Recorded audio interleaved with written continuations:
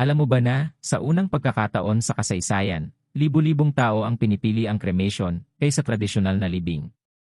Ayon sa mga eksperto, ang kalakaran na ito ay patuloy na lalago na umaabot ng hanggang 70% sa loob ng isang dekada na nagiging mas pinili kumpara sa karaniwang paglilibing. Ito ay humahantong sa malaking tanong kung dapat isaalang-alang ng mga Kristiyano ang pag-cremate ng mga miyembro ng kanilang pamilya. Ano ang dapat isipin ng mga Kristiyano tungkol sa napakaselan na paksang ito dahil ang muling pagkabuhay na ipinangako sa Biblia ay nakataya? Upang masagot ang mga tanong na ito sa video na ito ang 4 na malalaking katanungan ay tutugunan, ngunit mag-iwan muna ako ng komento kung papayag ka o hindi na pahintulutan ang iyong sariling cremation. Pumunta tayo sa mga tanong na ano ang ibig sabihin. Sa cremation, ano ang posisyon ng Biblia? Pipigilan o maaapektuhan ba nito ang muling pagkabuhay ng ipinangakong katawan? Ano ang dapat kong isaalang-alang bago magpasya sa cremation para sa aking sarili o sa aking pamilya? Pagsagot sa unang tanong, ano ang cremation? Ito ay isang proseso kung saan ang isang namatay na katawan ng tao ay nagiging abo. Bago ang cremation, ang mga metal na bagay tulad ng alahas ay tinanggal mula sa katawan. Prosthesis at ang katawan ay inilalagay sa isang kabaong o espesyal na lalagyan pagkatapos ang katawan ay dadalhin sa krematorium kung saan ito ay inilalagay sa isang oven na umaabot sa napakataas na temperatura na humigit kumulang 1 marahil hindi mo alam na ito ay hindi kaagad at tumatagal ng ilang oras para ang katawan ay sumailalim sa init ay nagiging tense at ang mga tissue ay nabubulok at nag-evaporate at dito papasok ang kawili-wiling bagay, buto at buto na lamang ang natitira. Makinig? Nang mabuti, sila ay. Ang mga labi ng buto ay dinidikdik sa isang pinong pulbos na tinatawag na abo, ngunit ang mga ito ay hindi katulad ng abo mula sa isang ordinaryong apoy. Hayaan akong ipaliwanag, ang mga ito ay walang amoy at walang karbon. Sa wakas, ang mga abo ay kinokolekta at inilalagay sa isang urn. Ang mga sumusunod ay depende sa kagustuhan ng namatay o ng kanilang pamilya, ilibing sila, ikalat o itago. Tingnan mo, isang bagay na maaaring ikagulat mo. Sinasabi ng Biblia sa Genesis 3:11 sa pawis ng iyong mukha ay kakain ka ng tinapay hanggang sa bumalik ka sa lupa. Lupa, dahil kinuha ka bilang alabok at babalik ka sa alabok. Alam mo ba na ang pahayag na ito ay nagha-highlight sa ating koneksyon sa lupa at ang mortalidad ng ating mga katawan ayon sa ideyang ito ay kumakatawan sa isang pagbabalik sa primordial essence. Kapag ang isang katawan ay sumuko sa apoy kung unti-unting nabubulok hanggang sa ito ay naging abo, pag-alala sa atin ang ating kababaang loob at kahinaan. Bukod pa rito, ang cremation ay nakakuha ng katanyagan dahil sa ekolohikal na pagsasaalang-alang at pagbabago. Sa kultura, higit sa kalahati ng mga tao sa Estonia ang pinili ngayon para sa pamamaraang ito, na kinikilala ang spasyal na kahusayan nito at mas mababang epekto sa kapaligiran, kaya sa cycle ng buhay at kamatayan. Ang cremation ay nagiging etyo ng ating pinagmulan at kapalaran. Alam mo ba na mula sa isang siyentipiko punto ng view, ang cremation ay itinuturing na isang mas napapanatiling opsyon kaysa sa tradisyonal na libing. Gumagamit sila ng lupa at kemikal para sa pag-embalsamo, gayon din ng mga kahoy na kabaong at lapida. Maaaring hindi mo naisip na ito ay may malaking epekto sa kapaligiran. Kung ikukumpara, ang cremation, sa kabila ng paggamit ng enerhiya at paglabas ng carbon, ay tumatagal ng mas kaunting espasyo at kumokonsumo ng mas kaunting mapagkukunan. Ipinapaliwanag nito ang isa sa mga dahilan para sa lumalaking kagustuhan para sa higit pang mga ekolohikal na kasanayan. Higit pa rito, maaaring hindi mo naisip na lampas sa aspekto sa kapaligiran. Ang cremation ay sumasalamin din sa pagbabago sa kultura at relihiyon na mga kaugalian. I bet hindi mo alam na ang ilang mga tradisyon ay nakikita ito bilang isang paraan ng paglilinis at pagpapalaya, habang ang iba ay naghahanap ng patnubay sa Biblia at iba pang mga sagradong teksto tungkol sa kaugaliang ito. Sinasabi ng Biblia tungkol sa cremation, hindi partikular na tinutukoy ng Biblia ang pagsasagawa ng cremation o incineration, na iniiwan ang interpretasyon kung paano sila dapat. Ang mga katawan ay hinahawakan pagkatapos ng kamatayan, bagaman hindi tinukoy kung dapat nating ilibing o i-cremate ang mga patay. Ilang biblical passages ay maaaring mag-alok ng ilang konteksto tungkol sa mga gawaing ito. Kung ano ang darating ngayon ay magugulat sa iyo. Alam mo ba na sa Biblia ay may mga halimbawa at mga simbolo na makakatulong sa atin na maunawaan kung paano nakikita ng Diyos ang cremation at libing. Ito ay upang maunawaan mo sa buong mga banal na kasulatan na ang apoy ay may maraming kahulugan. Sa maraming kaso ang apoy ay nauugnay sa paglilinis at ang presensya ng Diyos, tulad ng sa nagniningas na palumpong na natagpuan ni Moises sa disyerto, Exodo 3, o ang apoy na bumaba mula sa langit sa bundok Carmel sa panahon ng paghaharap ni Elias sa mga propeta ni Baal. Isa Hari 18 oras 36 minuto negatibo 30 sa panahon ng pagsasakripisyo. Ang propetang si Elias ay tumayo sa harap ng dambana at nanalangin, "O Panginoon, Diyos ni Abraham, Isaac at Israel, ipaalam sa araw na ito na ikaw ang Diyos sa Israel, at na ako ay iyong lingkod, at na ginawa ko ang lahat ng mga bagay na ito para sa iyong salita. Sagot mo naman o Panginoon, sagutin mo ako upang malaman ng mga taong ito na ikaw, Panginoon, ay Diyos at na ibabalik mo sa iyo ang kanilang mga puso." Tuluyan ding natuyo ang tubig sa kanal nang makita ito ng mga tao. Lahat sila ay nagpatira pa at sumigaw, "Ang Panginoon ay Diyos, ang Panginoon ay Diyos." Kaya't ang apoy ay hindi kinakailangang may mga negatibong konotasyon. Mahalagang tandaan na ang pagsasanay ng ang paglilibing ay naging simbolo din ng paggalang at dignidad. Alam mo ba na bumili si Abraham ng isang yungib sa Makpela upang ilibing ang kanyang asawang si Sara sa Genesis 23 at ipinangako ni Jose sa mga anak ni Israel na ibabalik ang kanyang mga buto sa lupang pangako sa Genesis 50 at 205. Bet na hindi mo alam na ang mga halimbawang ito ay nagpapakita ng isang malakas na tradisyon ng paglilibing sa mga tao ng Diyos.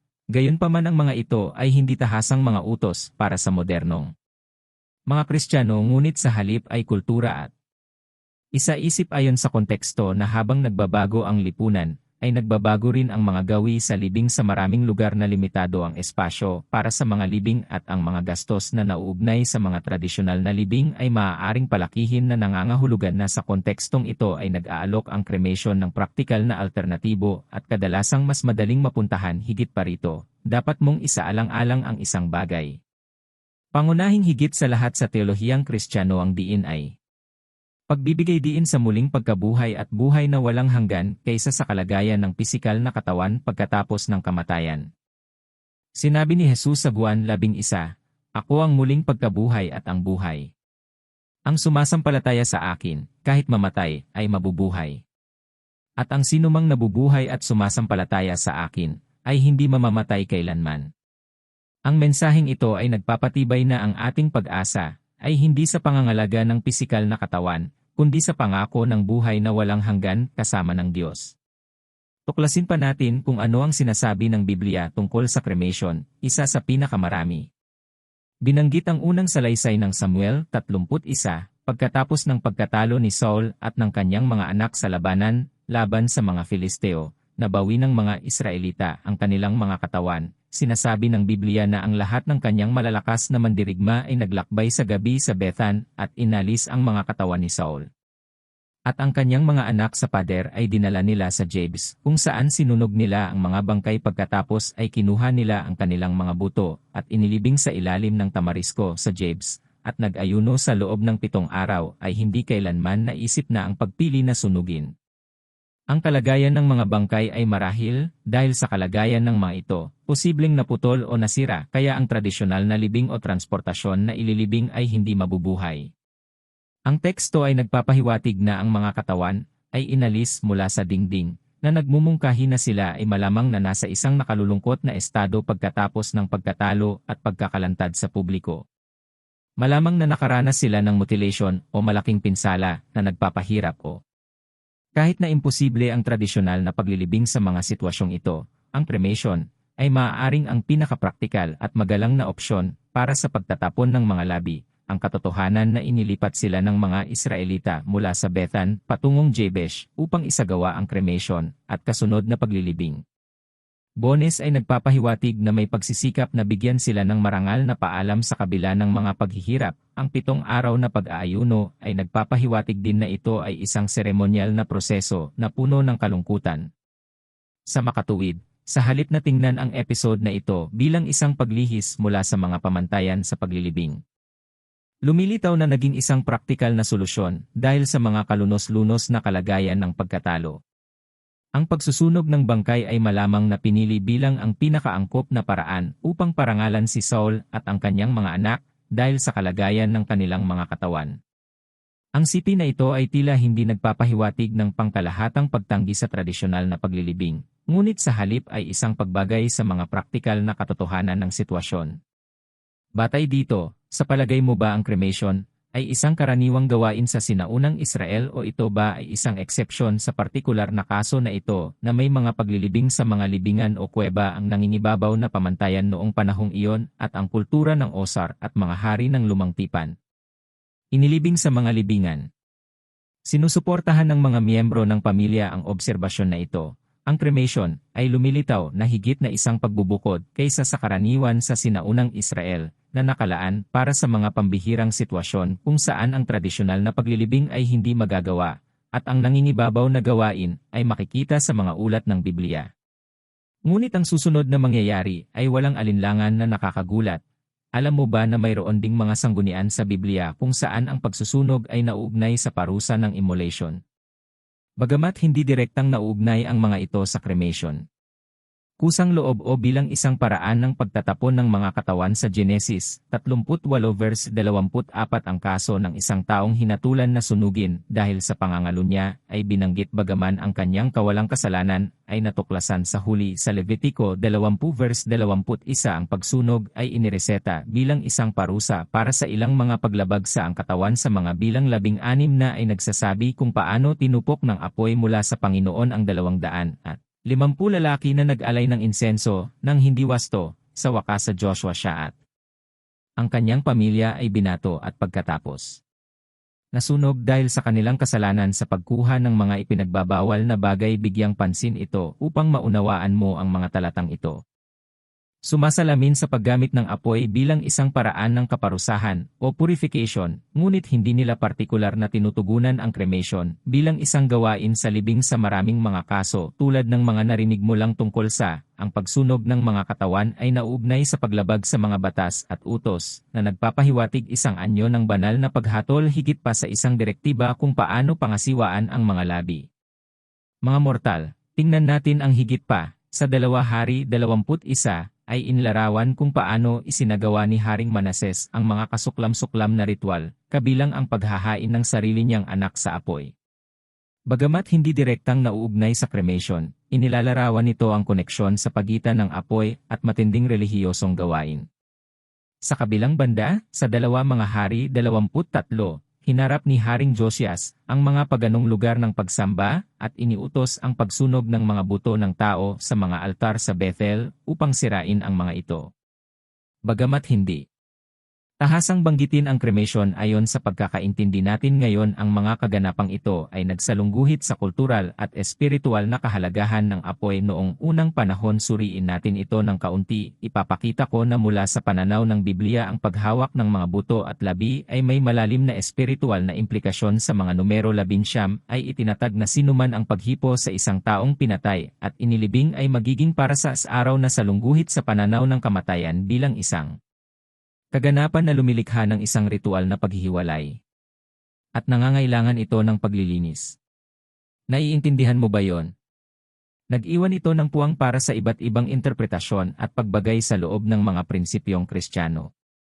Halimbawa, tinatanggap ng ilang denominasyong Kristiyano ang cremation bilang isang moderno at angkop na gawain, basta't ito ay isinasagawa ng may paggalang at dignidad, habang ang iba ay tinatanggihan ito dahil sa mga kahulugang historikal o doktrinal na ito ay nagbibigay daan sa mga paniniwala at ang mga kasanayan sa paglilibing ng mga Kristiyano ay umuunlad na umaangkop sa mga bagong katotohanan nang hindi nawawala ang mga pangunahing prinsipyo ng paggalang at paggalang sa namatay. Ipapaliwanag ko ngayon sa iyo mula sa pananaw sa kapaligiran. Alam mo ba na ang cremation ay may mas maliit na ecological footprint dahil sa ilang kadahilanan? Una, nangangailangan ito ng mas kaunting espasyo kaysa sa mga tradisyonal na sementeryo, pagpapalaya ng lupa para sa iba pang layunin. Iniiwasan din ito ang paglabas ng methane sa panahon ng pagkabulok ng mga katawan, isang greenhouse gas na sumisira sa kapaligiran. Sa pangalawa, at ito ay kumakatawan sa isang mahusay na pagtitipid, ay ang cremation ay gumagamit ng mas kaunting material na mga mapagkukunan tulad ng mga kabaong at lapida na nagpapababa ng kanilang epekto sa kapaligiran. Gayunpaman, ay magbubunyag ako ng isang bagay na mas magugulat sa iyo ng tradisyonal na libing na tila may ay ang nangingibabaw na kasanayan sa sinaunang Israel at ilang mga pambihirang kaso ng cremation na nakita natin sa ngayon ay umiral din. Ilang iba pang mga gawain sa funerary na karaniwan din. Alam mo ba na ang pag-embalsamo, bagaman hindi karaniwan tulad ng sa Ehipto, ay isang kilalang gawain sa Israel? Maaaring hindi mo alam, ngunit ang isang halimbawa ay ang paghahanda ng bangkay ni Jacob na inembalsamo bago dinala sa Kanaan para ilibing, ayon sa Genesis 50.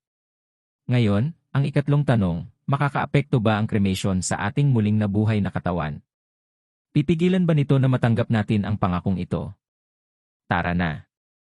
Tuklasin ang ilang nauugnay na mga prinsipyo sa Biblia para matukoy ang sagot. Tingnan natin ito sa bahagi patungkol sa mga niluwalhating katawan sa unang Korinto 15. Binanggit ni Apostol Pablo ang tungkol sa mga nabuhay na mag-uling katawan na inilarawan niya na ang ating mga mortal na katawan ay babaguhin tungo sa hindi nasisira na maluwalhati at espiritual na mga katawan kahit na tayo ay ilibing. Nakremete o nawala sa dagat, may kapangyarihan ang Diyos na buhayin muli at bigyan tayo ng bagong katawan na makikita dito. Dito ay tinutugunan ni Apostol Pablo ang issue na ang ating mga katawan ay nalilibing sa kahihiyan. Ngunit ano ang ibig sabihin nito na ang kamatayan ay isang paalala ng ating kahinaan at limitasyon ng tao? Ngunit ang mabuting balita ay sila ay muling mabubuhay sa kaluwalhatian. Nangangahulugan ito na ang ating mga katawan ay nagbago, ay magpapakita ng banal na kamahalan at pagiging perpekto. Binanggit din niya ang pagbabago ng kahinaan tungo sa lakas na ang ating kasalukuyang mga katawan ay madaling maapektuhan ng sakit at pagtanda. Gayunpaman, sa muling pagkabuhay, gaya ng itinuro ni Pablo, sila ay mabibihisan ng sigla at hindi na malilimitahan ng mga kahinaan sa lupa. Ipinaliwanag din niya na ang ating katawan ay magbabago mula sa natural tungo sa espiritual. Ang ating kasalukuyang mga katawan ay iniangkop para sa buhay na ito sa lupa, ngunit sa pagkabuhay na mag-uli sila ay magiging espiritual. Anong ibig sabihin niyan? Hindi ito nangangahulugan na tayo ay magiging mga multo o ethereal na nilalang, ngunit ang ating mga katawan ay magiging kasuwato ng espiritu ng Diyos, malaya mula sa pisikal na mga limitasyon at konektado sa buhay na walang hanggan. Ngayon ay dumating ang isang nakakagulat na pagsusuri, magkaroon ng kamalayan sa kalayaan ng Diyos. Binibigyang diin din ng Biblia ang soberanya ng Diyos na mayroon siyang kapangyarihang ibalik at baguhin ang anumang katawan, anuman ang orihinal na estado nito. Hindi nililimitahan ng cremation ng Diyos ang kakayahan ng Diyos na tuparin ang kanyang mga pangako. Tuklasin natin ang paksang ito ng mas detalyadong. Ipinakita ng Biblia ang Diyos bilang ang lumikha at tagapagtaguyod ng lahat. Ang kapangyarihan ng Diyos ay walang limitasyon at lumalampas sa mga likas na batas at kalagayan ng tao. Sa konteksto ng muling pagkabuhay, ang konseptong ito ay napakahalaga. Ang Diyos ay nagtataglay ng kapangyarihang magpanumbalik at magbagong higit sa ating pangunawa. Sa 1 Tesalonica 4 makikita natin ang pangako ng muling pagkabuhay. Inilalarawan ng tekstong ito ang isang pangyayari sa hinaharap kung saan babalik si Jesus. Sa panahong iyon, ang mga patay kay Kristo ay unang mabubuhay. Kung gayon ang mga nabubuhay sa sandaling iyon ay aagawin kasama ng mga nabuhay na mag-uli upang salubungin ang Panginoon sa himpapawid. Ito ay tumutukoy sa muling pagsasama-sama ng lahat ng mga mananampalataya kay Jesus. Mahalagang i-highlight ang pagsasarili ng pisikal na estado. Tandaan na ang berse ay nagbibigay diin na ang mga patay kay Kristo ay bubuhaying muli ng malaya sa kanilang dating pisikal na kalagayan. Narito ang susi sa lahat. Tingnang mabuti, hindi mahalaga kung sila ay inilibing na na-cremate o kahit nawala sa dagat, may kapangyarihan ang Diyos na ibalik at baguhin ang anumang katawan. Ang muling pagkabuhay ay nagpapahiwatig ng isang radikal na pagbabago sa hindi nasisira at maluwalhating mga katawan. Ngayon, para sa pinakamapanghamong tanong, ako ay isang Kristiyano at isinasaalang-alang ko ang cremation. Ano ang dapat kong isaalang-alang? Mayroong ilang mga aspeto na dapat mong suriin upang makagawa ng isang matalinong desisyon na naaayon sa iyong pananampalataya. Una, isaalang-alang ang doktrina at mga turo ng iyong simbahan. Ano ang posisyon ng iyong kongregasyon kung kabilang ka sa alinman? Taos-puso ang ilang tulad ng simbahang Katoliko na pinapayagan ang cremation. Hanggat hindi ito pinipili para sa mga kadahilanang salungat sa pananampalatayang Kristiyano, ang mga labi ay ginagalang ng may paggalang kabilang ang paglilibing sa isang sagradong lugar. Ang ibang mga denominasyong protestante ay maaaring magkaroon ng mas bukas o mas mahigpit na pananaw. Mahalagang malaman ang partikular na posisyon ng iyong simbahan. Sa cremation pangalawa ay isinasaalang-alang ang espiritual at teolohikong kahulugan ng cremation sa kahulugan ng kung paano. Naaayon ba ito sa iyong mga paniniwala tungkol sa muling pagkabuhay at buhay na walang hanggan? Ang ilang mga interpretasyon sa Biblia ay nagbibigay diin sa tradisyonal na paglilibing sa lupa bilang simbolo ng pag-asa sa pagkabuhay na muli ng katawan, habang ang iba ay maaaring ituring na ang cremation ay isang parehong wastong proseso hanggat ito ay isinasagawa ng may paggalang at dignidad. Pangatlo, pag-isipan ang mga ritual at kaugalian na nauugnay sa kamatayan at paglilibing sa iyong komunidad sa tahanan. Pananampalataya makipag-usap sa iyong pastor o espiritual na pinuno tungkol sa kung paano maiangkop ang mga gawin na ito upang igalang ang iyong mga hangarin at ang mga tradisyon ng iyong silid ng pananampalataya. Mga personal na sandali at mahalaga na ang desisyon ay magalang at naiintindihan para sa iyong mga mahal sa buhay na makipag-usap ng hayagan tungkol sa iyong mga kagustuhan. Makakatulong ito na linawin at matiyak na iginagalang ang iyong mga intensyon. Ikalima, isaalang-alang ang praktikal at legal na aspeto. Imbestigahan ang mga lokal na tuntunin at regulasyon tungkol sa cremation sa iyong lugar. Higit pa rito, isaalang-alang ang praktikal at pinansyal na aspeto. Maaaring mas mura ang cremation kaysa sa tradisyonal na libing, ngunit napakahalaga na maingat na planuhin ang bawat detalye, kabilang ang pamamahala ng abo.